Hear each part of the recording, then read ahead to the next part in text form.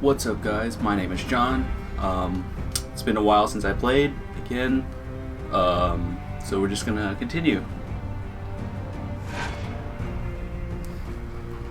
But if you've been following me on Twitter, you've known I've been playing Diablo 3 a lot. I tried streaming it. I have a few videos up there if you want to check that out too. So, yeah.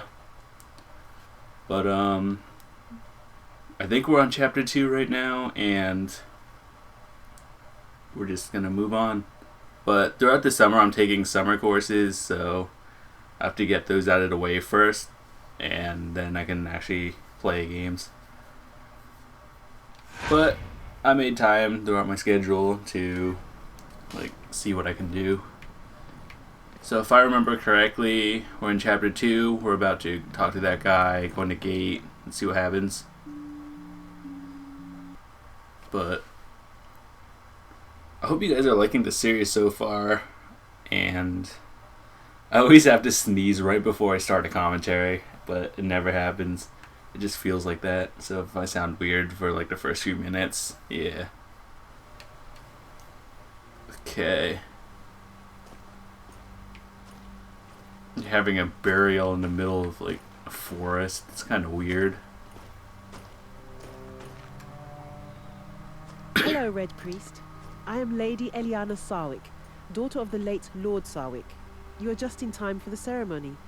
Were you close to my father? You have changed much in 15 years, little sister. Alistair, why have you returned? We don't need you here. Harwin told me of father's death. It was my duty to come. 15 years without any news, and he had to die for us to see you again. You would have done better to stay where you were. I do not doubt that my departure was difficult for you. Difficult? To say the least. Your disappearance was our father's ruin. Do you know how long I cried after you left? And how long I hoped for news of you? I am sorry. I left Westeros without once turning back, it's true. I understand your reaction. It must have been unbearable for you, but I had to leave. Know that I never forgot you. That's easy for you to say. And you should know that we here learn to live very well without you. I understand your reaction, Eliana. I doubt it. Go pay your last respects to father. We will speak later. May the stranger, the They're all eternal angry with outcast, him. now guide you to the Father, and may he judge you fairly and deliver you from the torments of the seven hells. Your qualities were many.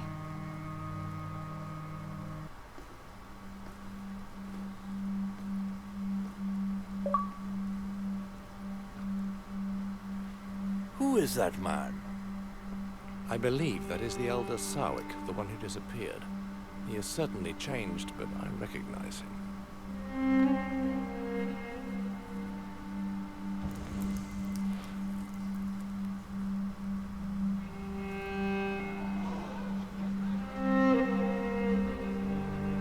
Oh, jeez.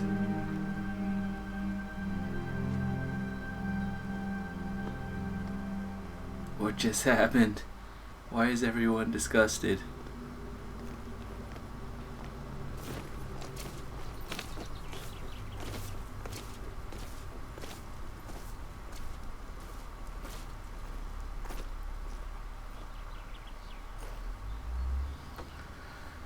Well, that was really awkward.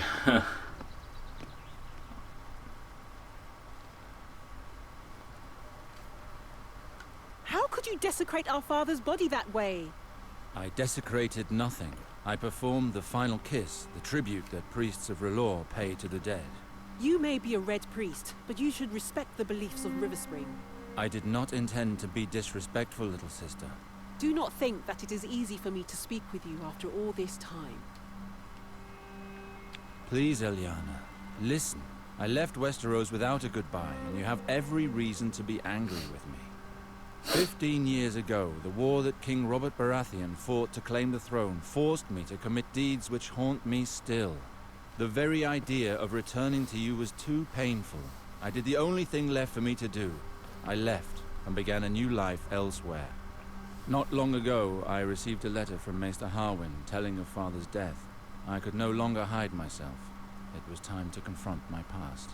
What I regret the most, Ilyana, is that by fleeing to the other side of the waters, it is you whom I wounded.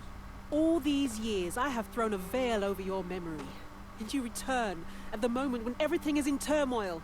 I must be alone for the moment. I will see you later, Alistair. Take your time, little sister. I understand. Alistair, Maester Arwen would like to speak with you. He awaits you in the castle courtyard. And if I may add, you should be ashamed of that kiss during the ceremony. My thanks, Ravella. I shall go and see him. Oh man, this is not turning out well. Okay, so we go to the gate. Wait, hold on. I am not sure there is more to discuss between us, Alistair. I am sincerely sorry for your loss. You know how much your father meant to me. Unless you are truly ready to listen to me, it would be best that you leave. As you wish. That lady has no emotions. It sounds so plain.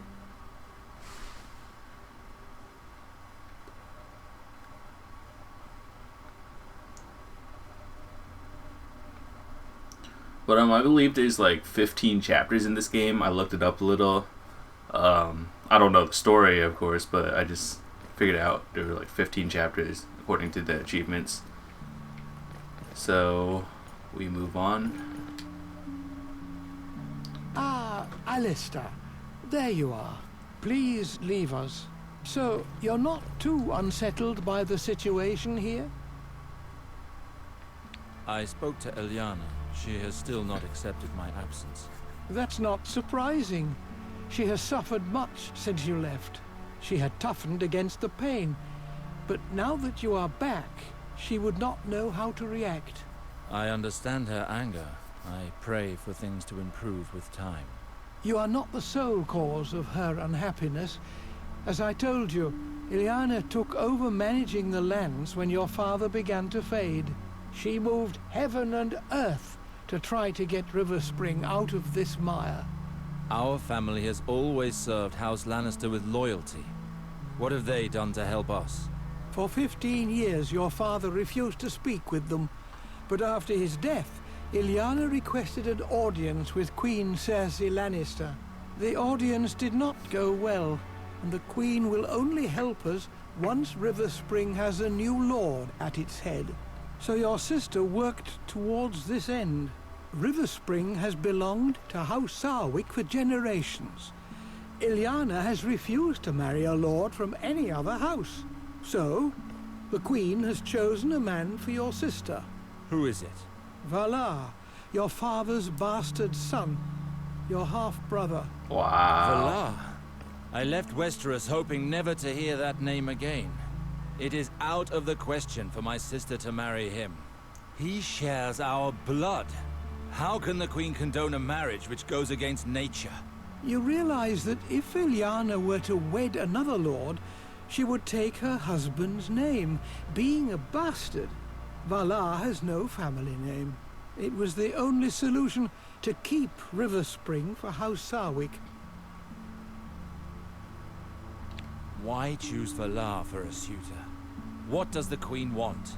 From what I heard while accompanying your sister to King's Landing for her audience at court, Valar distinguished himself through his exploits. I know that the Queen enjoys surrounding herself with strong, devoted men. That is the case for Valar. By giving him this gift, Sketchy. she ensures his loyalty and increases her power. But Valar was just a squire when he went off to war with me. It would take more than that to be a suitor worthy of our name. Seeing him return alone from the war, your father blamed him for your disappearance. No matter how much Valar claimed to work for the prosperity of House Sarwick, your father wouldn't hear any of it.